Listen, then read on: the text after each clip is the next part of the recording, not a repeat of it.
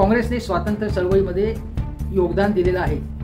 काँग्रेस हा या देशातला प्रमुख राष्ट्रीय पक्ष आहे. आज त्याला वाईट दिवस आलेले आहेत म्हणून काँग्रेसच्या नावाने काहीही शंका करणं, काँग्रेसवर चिखलफेक करणं, काँग्रेसच्या तेजस्वी नेत्यांवरती काय म्हणतात तोफ डागणं हे चुकीचं आहे आणि एकनाथ शिंदे यांची ती पात्रता नाही आहे. खोके घेऊन जे राजकारण करतात त्यांनी देशप्रेम, राष्ट्रप्रेम, महाराष्ट्रप्रेम याच्याबद्दल बोलू नये. त्यांनी आपलं कंत्राटांचं राजकारण हवं तितकं करावं. एकनाथ शिंदेवरती अकारण टीका करण्याचं कारण नाही. पहलगाममध्ये ते गेले आणि त्यांनी तिथून विमानाची व्यवस्था करून प्रवाशांना आणलं. आदिल नावाच्या एका मुस्लिमाला जो शहीद झाला त्याच्या कुटुंबियांना मदत केली. हे चांगलं काम आहे, त्यात काही वाईट केलं असं मी म्हणत नाही आहे. पण एकनाथ शिंदे स्वतः तिथे गेले आणि तिथे चार्टर विमान होतं, त्याचे पैसे महाराष्ट्र सरकारने भरले होते. त्यामुळे माझं असं म्हणणं आहे आणि होतं की शरद पवार जेव्हा लातूरला गेले होते त्यावेळी त्यांनी संपूर्ण प्रशासकीय यंत्रणा ताब्यात घेऊन त्यावरती तपशीलवार देखरेख ठेवली, योजना आखली, व्यूहरचना आखली, लोकांची मदत मिळवली, स्वयंसेवी संस्थांना मदतीला घेतलं, केंद्र सरकारची मदत आणली, आंतरराष्ट्रीय पातळीवरती प्रयत्न केले आणि या भूकंपग्रस्तांचं पुनर्वसन आदर्श पद्धतीने कसं करावा याचा एक धडा घालून दाखवला. आपत्ती निवारण कसं करता येईल, कसं करता येतं याचा यशस्वी प्रयोग त्यांनी राबवला आणि हा तपशिलात राबवला. केवळ रील्स आणि स्टोरी करण्यासाठी किंवा व्हिडिओ शूट करण्यासाठी ते तिथे गेले नव्हते. एकनाथ शिंदे हे ज्या प्रकारे काम करतात, केवळ फील्डवर जाणं, कोणी अधिकारी पाठवता येतो त्यासाठी, त्यामध्ये जे व्यूहरचना आखणं, कोऑर्डिनेशन करणं, याच्यामध्ये जे कौशल्य लागतं, जी बुद्धिमत्ता लागते, जे प्लॅनिंग लागतं ते वेगळं आहे. आणि एकनाथ शिंदे एखाद्या कार्यकर्त्याप्रमाणे तिथे जातात. आता तिथे गेले ते ठीक आहे, पण अन्य कोणी तिथे ते करू शकलं असतं. मला सांगा तुम्ही की एकनाथ शिंदेच्या ऐवजी दुसरा एखादा मंत्री त्यांच्याच पक्षाचा, समजा उदय सामंत तिथे गेले असते आणि त्यांनी अशी पब्लिसिटी मिळवली असती, कारण सरकारी पैशातनं विमान प्रवासाची व्यवस्था करायची होती, प्रवाशांची किंवा मदत जाहीर करणं हे कोणी करू शकलं असतं ना. उदय सामंत असतील किंवा अन्य कोणी, त्यांना पब्लिसिटी मिळाली असती त्यांच्याच पक्षातल्या, तर ते एकनाथ शिंदेंना चाललं असतं का? चाललं नसतं. हे मी तुम्हाला सांगतो. त्यामुळे पब्लिसिटी मिळवणं वेगळं आणि प्रत्यक्ष ज्याला म्हणतो की फील्डवर राहून एक उभारणीचं काम असेल किंवा संपूर्ण संकट निवारणाचं काम असतं ते वेगळं असतं आणि ते महत्त्वाचं असतं. त्यामुळे एकनाथ शिंदे हे केवळ पब्लिसिटी मिळवणारे नेते जास्त आहेत असं माझं म्हणणं आहे. त्यांनी केलेल्या कामाला मी कमी त्यात काही उणेपणा आणत नाही. मदत केली चांगली गोष्ट आहे, पण किती मदत करतात आणि किती पब्लिसिटी मिळवतात हा खरा प्रश्न आहे. आता आज जो व्हिडिओ मी बनवतो त्यामध्ये एकनाथ शिंदे काय म्हणतात बघा. मी तो विषय असा आहे की त्यांनी आज पहलगाम संबंधी बोलताना काँग्रेसवर सडकून टीका केली आणि काँग्रेस फक्त व्होट बँकेचं राजकारण करत होती अशी टीका केली. ते म्हणाले की पहिल्यांदाच पंतप्रधान मोदींनी पाकिस्तान विरोधात कठोर कारवाई केली. म्हणजे आता उच्चायुक्तालयातून 5 जणांना काढून टाकलं, सिंधू जलकरार स्थगित केला, सीमा बंद केली, पाकिस्तानी लोकांना इथनं हाकलून दिलं वगैरे वगैरे. आणि ते असं म्हणत आहेत की काँग्रेसने मात्र अशा प्रकारचं काही काम केलं नाही आणि काँग्रेसने पाकिस्तानला उत्तर देण्याची कधीही हिंमत दाखवली नाही असं एकनाथ शिंदे म्हणतात. आता एकनाथ शिंदेंना सांगायला लागेल, उत्तर द्यावं लागेल. म्हणजे त्यांना काही इतिहास माहिती नाही आहे, अनभिज्ञ आहेत ते, किंवा त्यांना इतिहास सांगायचा नाही माहिती असू दे. आता पहिली गोष्ट तुम्हाला सांगतो की जे एकनाथ शिंदे मी पब्लिसिटी कसे प्रसिद्धी विनायक कसे आहेत ते तुम्हाला सांगतो. त्यांचे बॅनर्स लागले काही ठिकाणी आणि त्या बॅनर्समध्ये सह्याद्रीच्या मदतीला धावून आला. म्हणजे एकनाथ हिमालयाच्या मदतीला धावून आला. म्हणजे एकनाथ शिंदे म्हणजे सह्याद्री आहे. हिमालयाच्या मदतीला धावून आलेला सह्याद्री हे यशवंतराव चव्हाणांना म्हटलं गेलं, कारण 1962च्या चीन आक्रमणाच्या वेळी पंडित जवाहरलाल नेहरू जे पंतप्रधान होते त्यांनी महाराष्ट्राचे मुख्यमंत्री यशवंतरावांना संरक्षण मंत्री म्हणून तुम्ही काम करा असं सांगितलं. कारण यशवंतराव चव्हाण यांनी महाराष्ट्राचे मुख्यमंत्री म्हणून महाराष्ट्राच्या जडणघडणीत मोलाची कामगिरी केली होती हे त्यांना माहिती होतं. ते अत्यंत हुशार कल्पक नेते होते आणि स्वातंत्र्य चळवळीत त्यांचा सहभाग होता. म्हणून त्यांच्यासारखा धुरंधर, चाणाक्ष, कुशल नेता जो व्यूहरचना चांगली करेल, पाकिस्तानला चीनला धडा शिकवण्यासाठी ज्याची मदत होईल असा संरक्षण मंत्री त्यांनी आपल्याकडे घेतला. आणि त्यानंतर यशवंतरावांनी केंद्र सरकारमध्ये परराष्ट्र, गृह सगळी खाती अत्यंत समर्थपणे सांभाळली.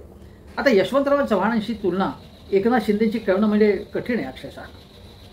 म्हणजे गुवाहाटी रिटर्न माणसाने, म्हणजे ज्यांनी केवळ पैशाचं राजकारण केलं आहे, ठेकेदारीचं राजकारण केलं आहे आणि स्वतः आणि आपल्या चेल्या चपाट्यांना समृद्ध करण्याचं राजकारण केलं आहे, त्यांनी यशवंतरावांशी स्वतःची तुलना करावी. म्हणजे त्यांच्या सहकार्याने करावी आणि त्यांचे एक सहकारी किंवा त्यांचे काय म्हणतात चमचेगिरी करणारे खासदार नरेश म्हस्के काय म्हणाले, त्यांनी एक लेख लिहिला. आता कोणाकडनं लेख लिहून घेतला असेल मला माहीत नाही किंवा स्वतः लिहिला असेल. ते असं म्हणतात की 1962च्या युद्धाच्या वेळी कुसुमाग्रजांनी काव्यरचना केली. बर्फाचे तट पेटून उठले सदन शिवाचे कोसळले. मी शाळेत असताना हे गाणं आम्हाला हे समर्गित तोंड पाठवू. याच्या शेवटची 4 ओळी आहेत. एक हिमाचल राखा यास्तव करा हिमालय लक्षकडे समरपुराचे वारकरी हो समर देवता बोलविते. ह्या पंक्ती कुसुमाग्रजांच्या नरेश म्हस्के उद्धृत करतात आणि ते म्हणतात की एक हिमाचल राखायास्तव करा हिमालय लक्षकडे हा उपाय आहे. अशा युद्धप्रसंगी एकनाथ शिंदे हे समरपुराचे वारकरी ठरले, हे मला खूप चांगलं वाटलं. अशा प्रकारची चमचेगिरी नरेश म्हस्के यांनी केली. म्हणजे त्यांनी कुसुमाग्रजांच्या पंक्तींचा आधार घेऊन आपल्या नेत्याची भलावण केलेली आहे. ते संदेश शोधत असतात त्याची. ठीक आहे, त्यांना काय करायचे ते करू देत. खासदारकी मिळाली, तुम्ही आनंद करा, आनंद घ्या त्याचा खासदारकीचा, एवढंच मी सांगतो तुम्हाला. नवीन कंत्राटे मिळवा आणि आपला विकास करून घ्या. तुम्हाला शुभेच्छा आहेत नरेश म्हस्के. एकनाथ शिंदेंना या बाबतीत शुभेच्छा आहेत. पण यशवंतराव चव्हाणांची त्यांनी तुलना करू नये स्वतःची. आणि त्यांच्या समर्थकांनी सांगावं की यशवंतराव चव्हाण कुठे आणि तुम्ही कुठे. यशवंतराव चव्हाणांचे शिष्य होते शरद पवार. त्यांच्या समर्थकांनी देखील शरद पवारांनी यशवंतरावांची तुलना केली नाही, कारण यशवंतराव चव्हाण हे उत्तुंग नेतृत्व होता आणि मुख्य म्हणजे अत्यंत स्वच्छ नेतृत्व होतं. यशवंतराव चव्हाणांनी कधी भ्रष्टाचार केल्याचं कोणी ऐकलंही नाही आहे. भ्रष्टाचारामधला भ्र देखील त्यांना ऐकिवातच नव्हता. त्यांना अत्यंत स्वच्छ नेता होता. ठेकेदारीचं राजकारण त्यांनी केलं नाही आहे. कुठेही हात मारण्याचं राजकारण त्यांनी केलं नाही. जिथे संधी मिळेल तिथे प्रोजेक्टची कॉस्ट वाढवायची आणि मध्येच हात मारायचा.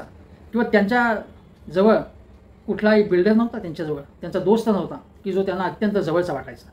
आता मी हा विषय पुढे नेताना एवढंच सांगतो एकनाथ शिंदेना की काँग्रेसनी पाकिस्तानशी कधी 2 हात केलेच नाहीत.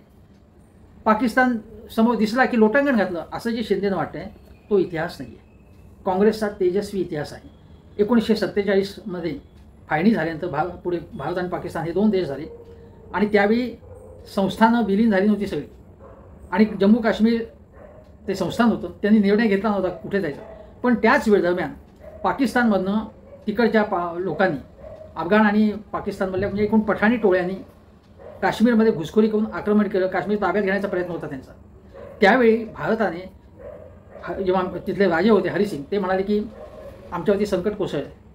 तेव्हा भारताने सांगितलं की तुम्हाला काय घ्यायचा तो निर्णय घ्या. आता तुमच्याकडे ती घुसखोरी केलेली आहे, कारण तुम्ही काश्मीर संस्थान अजून सामील केले नाही आमच्याकडे, तेव्हा आमची मदत तुम्ही मागताय. मग सामीलनाम्यावरती सही करा. ते तयार झाले आणि मग जम्मू काश्मीर आपल्यामध्ये सामील झालं.